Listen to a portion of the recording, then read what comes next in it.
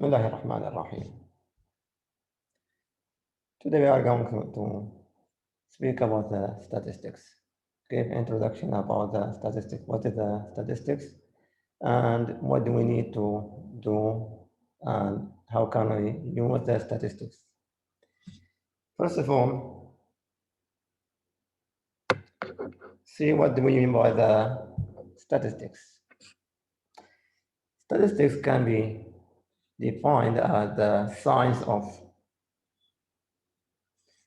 conducting studies to collect, organize, summarize, analyze, and draw conclusion from data.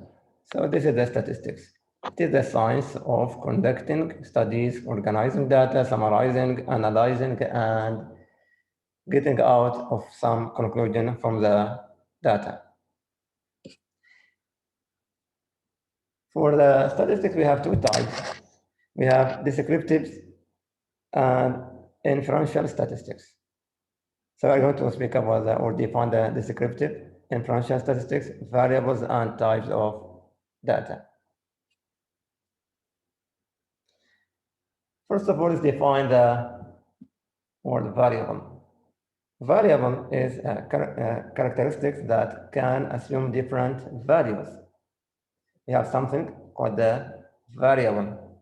Let's assume that variable is a box, and that box contain or assume different values. We have two types of variables. We have qualitative and quantitative. So we have a qualitative variable and a quantitative variable. Let's see what do we mean by qualitative and quantitative variables. The quantitative variables are variables that can be placed into distinct categories. For example, gender or majors.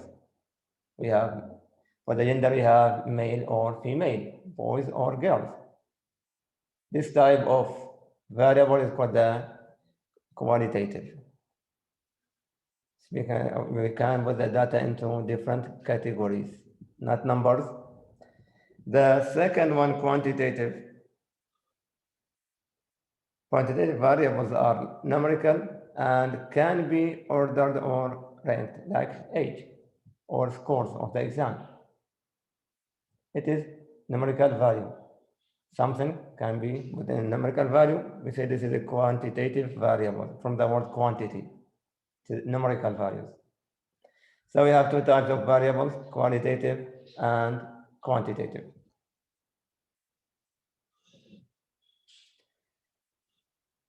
The quantitative variables also can be classified into different type of, say, categories or type of variable.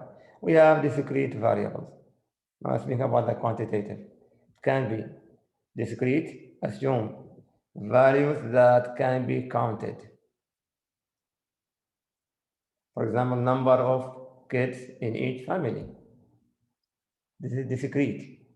We can count the number of kids in the family, or number of cars in the parking, or number of the textbook in some of the majors. This is discrete variables. Number of kids. Or the second type of the quantitative variables are the continuous variables that can assume an infinite number of values between any two specific values. They are obtained by measuring and often include fraction and decimal. For example, temperature between two values. Temperature between two values, we can find infinite value between, say, 5 degrees Celsius and 15 degrees Celsius. So this is continuous variable. So we have two types of quantitative variable, discrete that can be counted, or continuous that can attain or assume infinite number of values between any two values.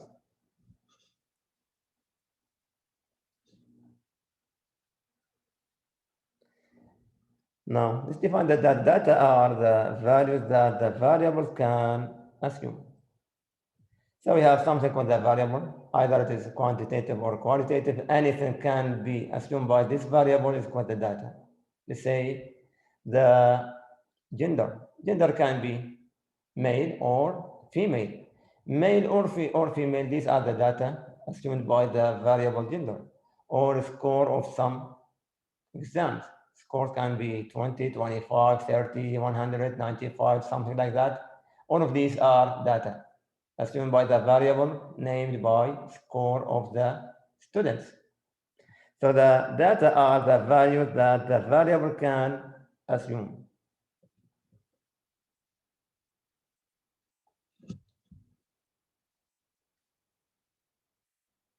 For the population consists of all the subjects, human or otherwise, that are being studied.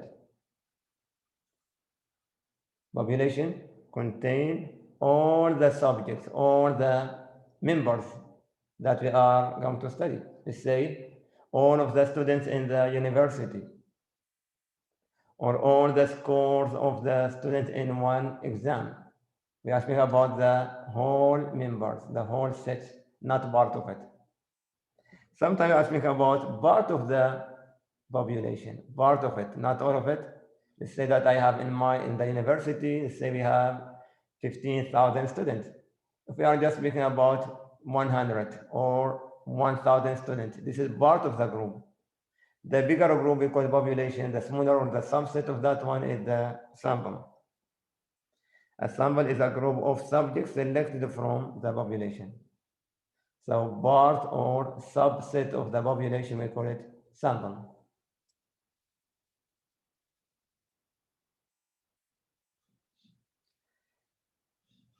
For the statistics we have, as we mentioned before, we have two types. We have descriptive statistics that consist of the collection, organization, summarization, and presentation of data.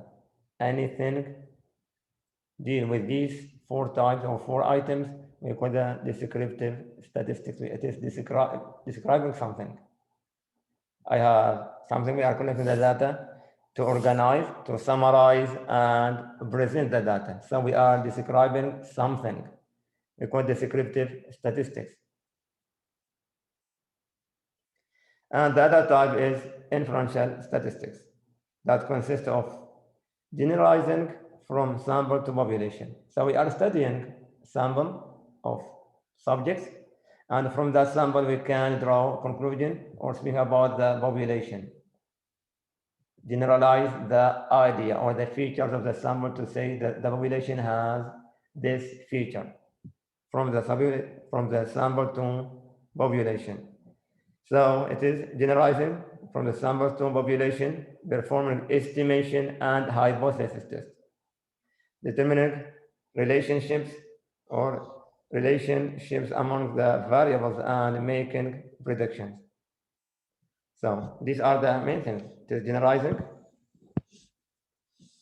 performing estimation, find the relation between the variables and making a prediction or a prediction. This is the main features for the inferential statistics.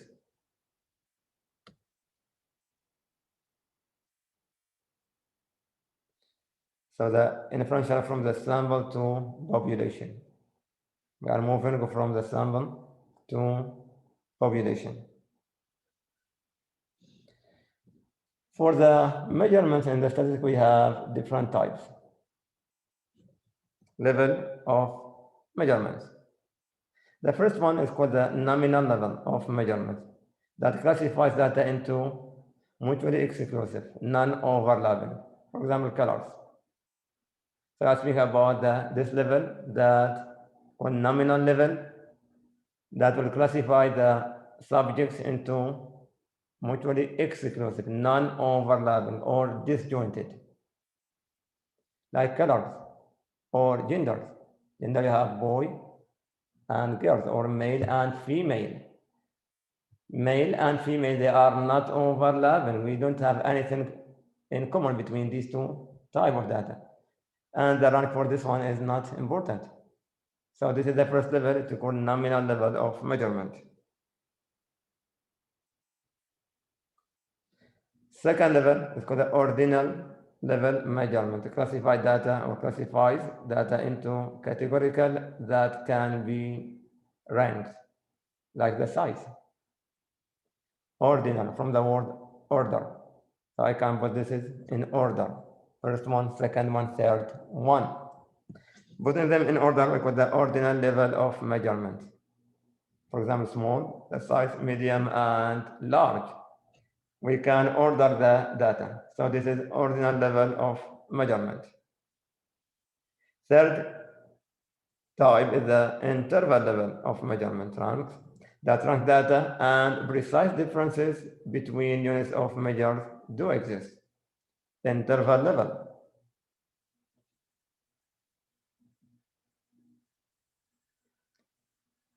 And we have rational level of measurement that possesses all the characteristics of interval measurement and there exists a true zero. The interval level, like we speak about the temperature, for example. Or the racial level, like the age. And this will be different examples now. Measures, math, physics, chemistry. These non-overlapping data categories, which are non-overlapping. And the order is not important. Which one is coming first, which one is coming the last. So this is nominal level of measurement. The highest temperature for each day of a month. The highest temperature for each day. We can put in order. And also, it can assume different type of values. Let's go back to the definition of the interval. The interval level, rank data and its precise differences. Ranked data, first of all, it can be ranked. And precise differences between units of measure do exist. Differences between units. We have clear differences. That will be temperature, for example, or pressure. Now, ranking of football players, put them in order. Put the data in order. It's called the ordinal measurement. And age, time, and height. Age, time, and height. This is racial level. The difference between number 2 and number 3. See the definition of the racial level of measurement. True zero exists for the racial level. But for the interval level, we don't have something called true zero. For example, the temperature, when we say zero, we don't have it. In the reality, that's zero temperature. But for the time or for the age, for example, start from zero. Yes, we have this true zero. Start from the first day. But for the temperature, can we say it is zero? Even we say that it is zero, but in our scales, but in the reality, we can't see that zero. And this is the difference between the interval and the racial level of measurement. For the data collection and sample techniques, we have different types, as we mentioned before. The statistics just corresponding or take consideration of collecting data, organizing, and summarizing. To the collect the data, we have different types of, or let's say, method of collecting data. Either we are using the telephone survey, or mail the questionnaires, or personal interview survey to collect the data.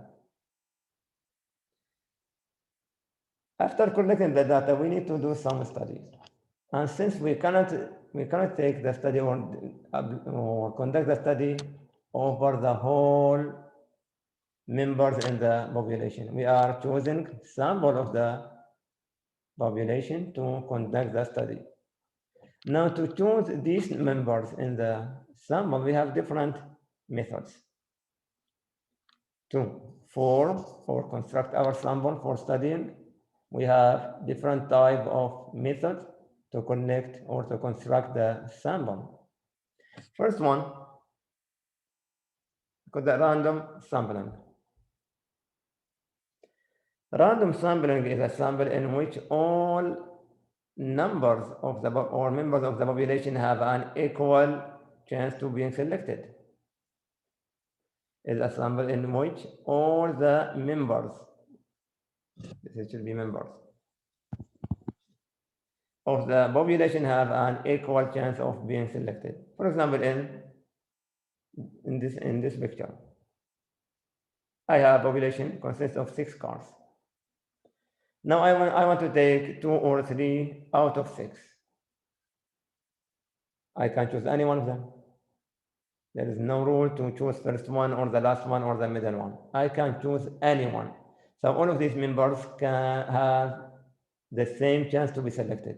I can choose the first one or the second one or third or fourth. This is called random sampling. For example, second one, third one, fifth one. This will be sample of the population. I can choose the first one, fourth and sixth, or second one, third and fourth one. So if all the members have the same chance to be selected, we call this is random sampling.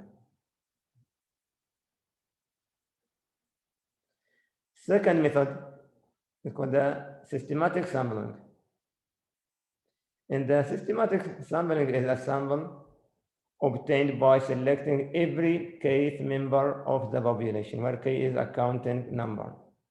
For example, let me, in this example, I will choose every third member. Well, it is just every third member. I will choose it, take it out, and construct the sample. So k will be the multiplicative of 3.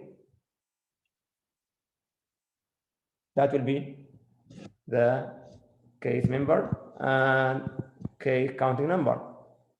Now, setting the counting number is just can be done randomly. I can say every second member or every fourth member. So start by choosing counting number randomly, then every case I will take that item. For example, in this one, I will choose every third one. 33, 6, 9, 12. So in this sample, we construct the sample by a systematic way. We assign a system to choose the sample. We call it systematic sampling. Third method, stratified sampling. Stratified sampling is a sample obtained by dividing the population into subpopulation or strata.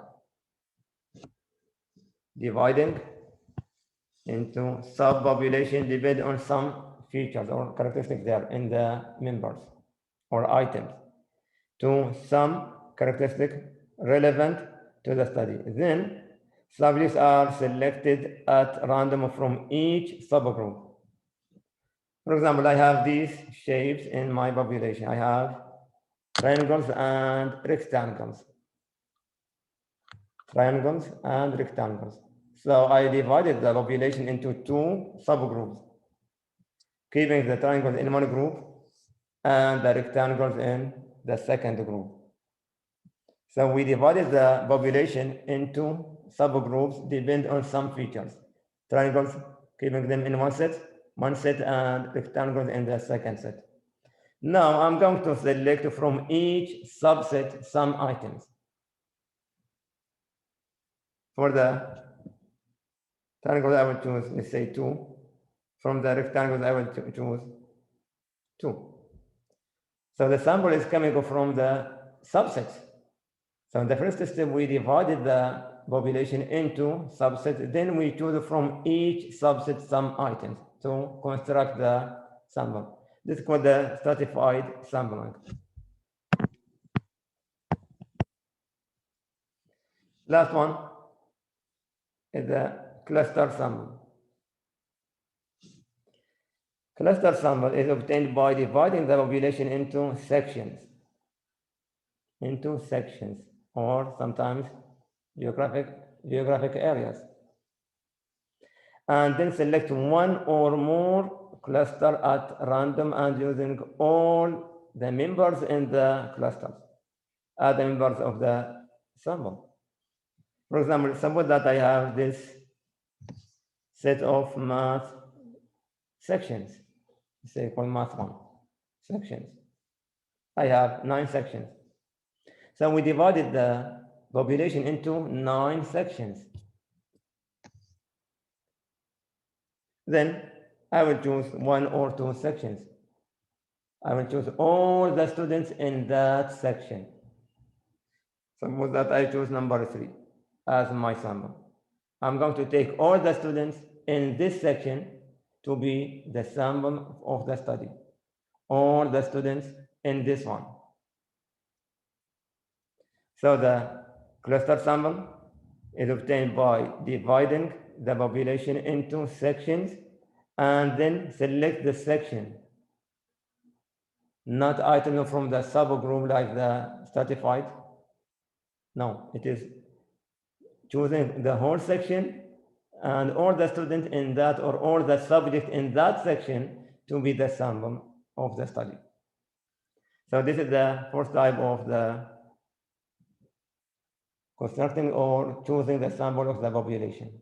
So we need to construct the sample during the study. Then we can take or give more detail about the population or the sample. And more detail about this one will be given in the coming part. How to construct the sample, so it is already now discussed here. Then what to do with the sample? We need to organize. So first step, we collect the data, choose the sample, then we organize the data to conduct the study.